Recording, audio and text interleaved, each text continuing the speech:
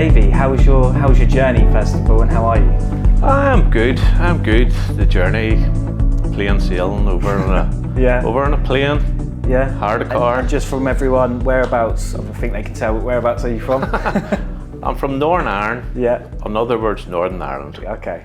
So I'm really excited about the product, and I can't wait to get in talking about that. But I think to do it justice, we probably need to talk about how you got here. We'll talk about coming up with the ideas separately, but what's the history of, Davy? Obviously you're an electrician. Yes. Everyone should know that. I think that's important. But what's the history from, electrician to ViperClip sort of inception, I suppose? Where does it start? I'm a spark. Yeah. I've put millions of the wee hammer clips in. Yeah. I've hit my thumb with the cold days. It's just not a pleasant experience putting them little clips in. So I thought about this gun a long time ago, 30 years. I left school on a Friday and I was offered a job, I believe on the Saturday, to become a spark for 7.5 years contracting. And then I went and worked for FG Wilson's building generators. And then FG Wilson sold out to a few different companies, but I was offered voluntary redundancy, and it was a big decision. I took the voluntary redundancy. I talked Julie into selling the house, and all my savings, everything went into this. Everything. Big Every commitment. penny we had. So you've taken the redundancy. Yes. And then at that point you decided to fully pursue this, and then you thought, I'm going to sell the house. I need capital. We had to sell the house. We got grants from Invest NI. When you take a grant from Invest NI, you have to pay for that grant up for. Well, you have to pay for anything that you're getting done up front, and then reclaim some of the money. So to go on that journey, you have to have money. Yeah. And we had no investment. So what do you do? Yeah. I spoke to my wife, Julie. We spoke to a few different sparks, and they said, like, if you can make this will be absolutely amazing. Yeah. Now, on that journey, we actually bought in a battery powered gun, took it all apart, fidgeted with it, remade it, proved that the battery powered staple gun wouldn't smash the clips apart. Yeah. So, and it worked really fast. It just looked like a Frankenstein's monster. Yeah. It was, yeah. It was a bit bulky and awkward. Yeah. So we knew we would Probably have wouldn't get through airport security. Definitely not. You couldn't even put a safety level on it. Wow, yeah. And that's crazy, because so you've tried the clips, yourself, and then you've tried the gun, so you've really built the concept from the ground up, haven't you? Which is amazing. Yeah. Okay, so you've got your clips, you've got your electronics, your pilot bits. Where do you go from that to that? Because it looks amazing now. Thank you. We went round the mill, trying to get this made, and we never heard, where do you go? Where do you start? I did approach 3 major power tool companies. So we got nowhere. So we went to a company called RDD Plus in England, and my wife found them on the computer, and we went and visited them and took it from there. Okay.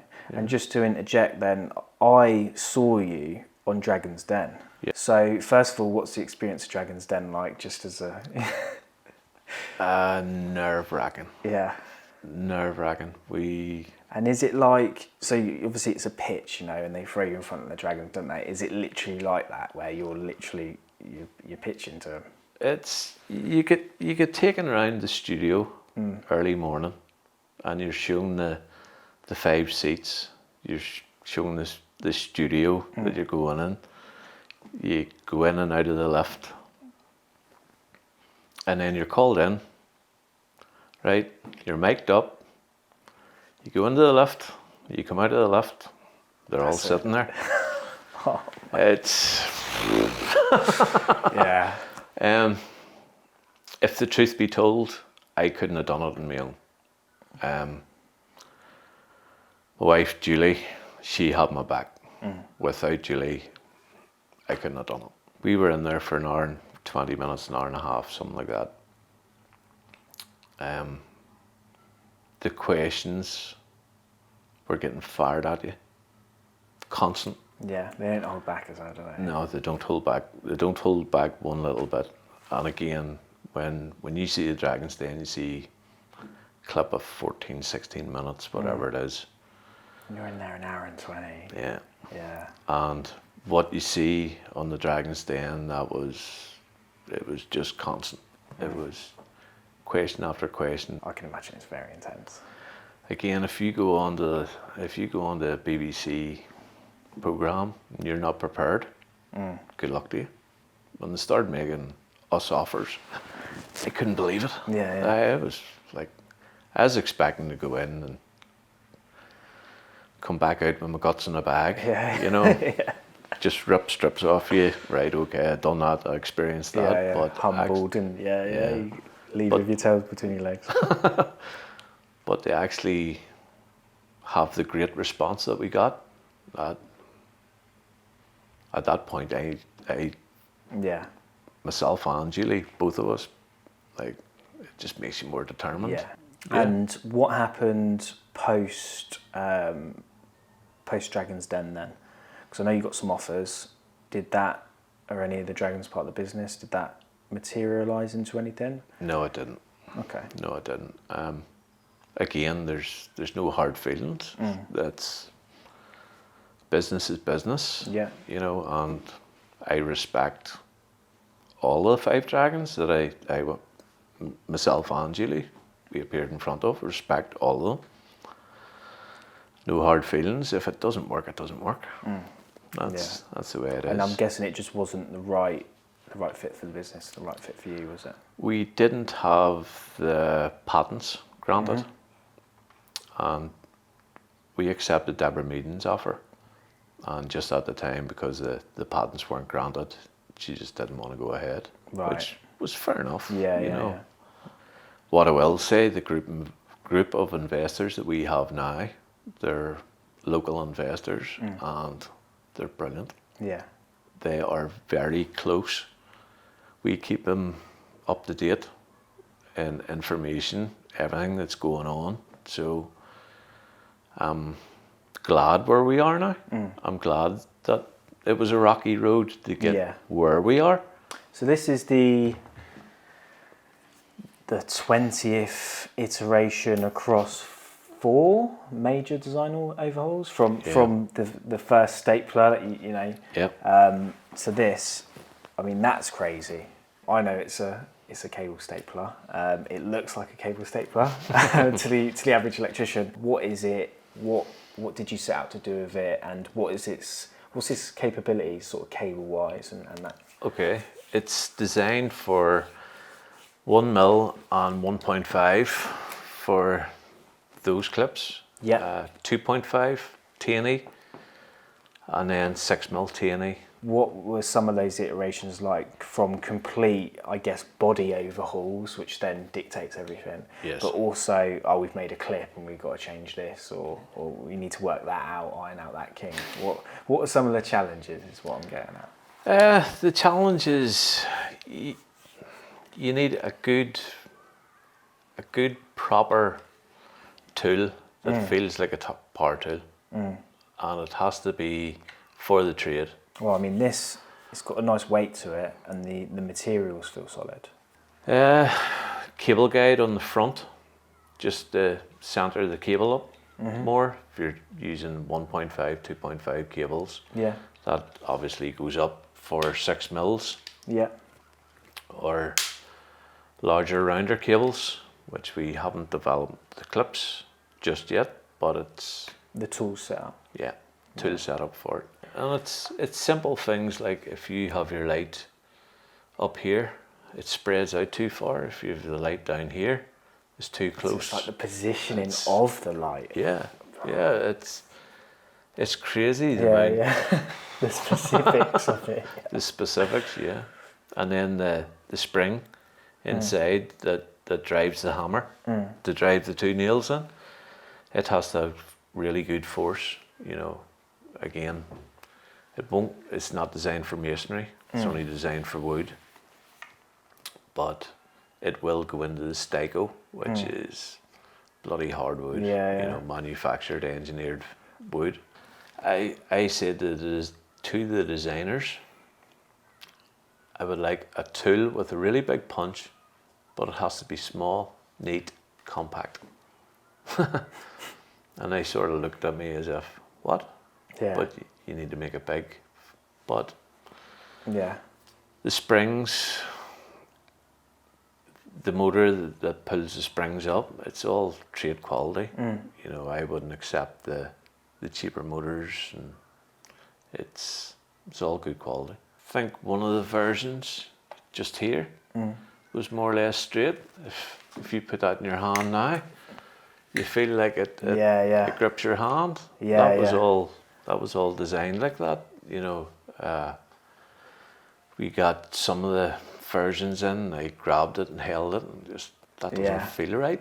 So back to the drawing board, back to the designers. You wouldn't change that. Yeah. You know.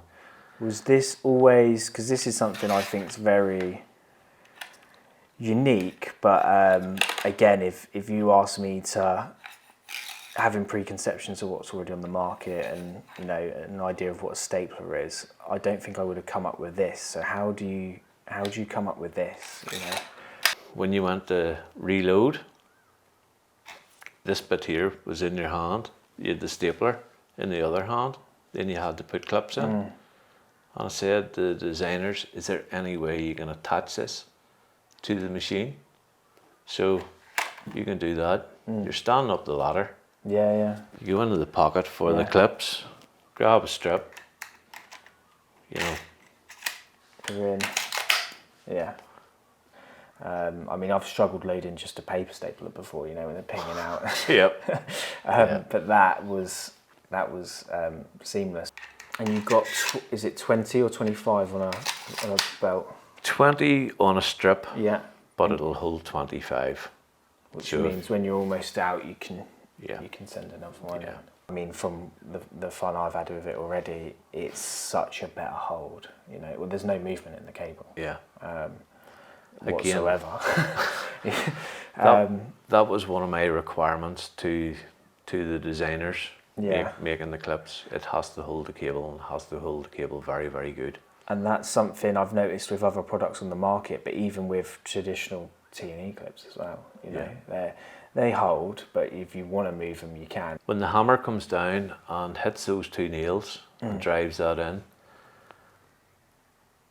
that bit hits the wood. It can't overdrive, so you'll never ever squash the cable. Because it's a fixed bit of mass, it can't, yeah. Again, that was another requirement of mine. You cannot overdrive the cable. And you can't hit the cable either. I mean, you set me the task, and that is something you put into the design of it, wasn't it? It was. The not wanting to, because the best way to put it, with other products, it is possible. Yeah. As you've seen. Yeah. But tell me more about that, and was that just something you had initially? Was that I don't want that anyway for that to happen, or? Again, I'm into safety. You know, sparking you 240 accountable volts. For safety in everything we do. Yeah, everything. So I wanted this device to be as safe as it could possibly be. Now, if you are in an awkward spot, it is designed that you can tip it, but as long as those two edges are sitting flat against the wood, there's only one place the clip can go. Yeah. And it's not into the cable. The cable will be down the middle. That's probably your engineering mind coming in as well. Yeah. I wouldn't say I'm an engineer now. All them years building generators though, you know, you've probably got some sort of, this needs to last, this needs to, you know. It does. And they rattle about those generators as well, you know. They do. Take a beating. But And again, the gun itself, it is designed to last. Out of one charge of the battery, 1,560 fires. if you're doing that much clipping in a day, you're making money as an electrician, aren't you? Yeah, You're laying making some cable. plenty of money. Yeah, 1,560 clips. Yeah, one charge. One thing I want to talk about as well, you know, you mentioned the daily lifespan of it and you touched on the testing, but did you say you had it repetitively nailing for 30,000, was it? It was the factory that were making it. Yeah. We asked them to do the life test, and it went through 35,000 clicks every 2 seconds, and they stopped the test. That's insane. So it's going to cover, you know, anything you're clipping, really, isn't it? Yeah. And it's a 20-volt tool, isn't it? It is. What do you get in the box? In the box you get this cable clip gun, you get 2 batteries, a charger, a lanyard and a tool bag. So you're actually lending this to me tomorrow. Lending, unfortunately. But when I'm going to have loads of fun with it, and I know I want one, when can I and when can everyone else get their hands on it? We hope that it'll be in the wholesalers and retail October 23 this year. Wow, okay. That's October, not what we're long at all. aiming for. Yeah. So It's exciting. it's exciting. Yeah. It's and that's wholesale, so across the counter, and then sounds like it'll be online as well then if you're getting into you can actually get it from ViperClip from us direct as well. Well, there you go. And we'll make sure we put the link to the website below as well. I'm keen to just be let loose with it, to be honest. Good. This house tomorrow is going to be it'll be, do you want extra circuits? You know? Well, it's been great talking to you. It's been great hearing the story, the history, and also the adversity at times that you've been through. Yeah. I think it's a very powerful story. I think it's got the products that we got in our hands now. It's got it there, I think. It's made the product, it's made the journey. You should be very proud as an electrician, as a fellow electrician. You should be very proud of how far you've come and what you've done. And thank you very much for flying over and for your time as well, Mike, David. thank you very much for having me. Thank you. No worries. Much appreciated. No worries. So that's it for this video, guys. Thank you for watching. Hopefully you've enjoyed the story. I certainly have. And if you're interested in informative electrician stories like this, product videos, anything like that, make sure you subscribe to the Professional Electrician channel for all sorts of content we've got coming up. Once again as well, the link for ViperClip will be below. Go check that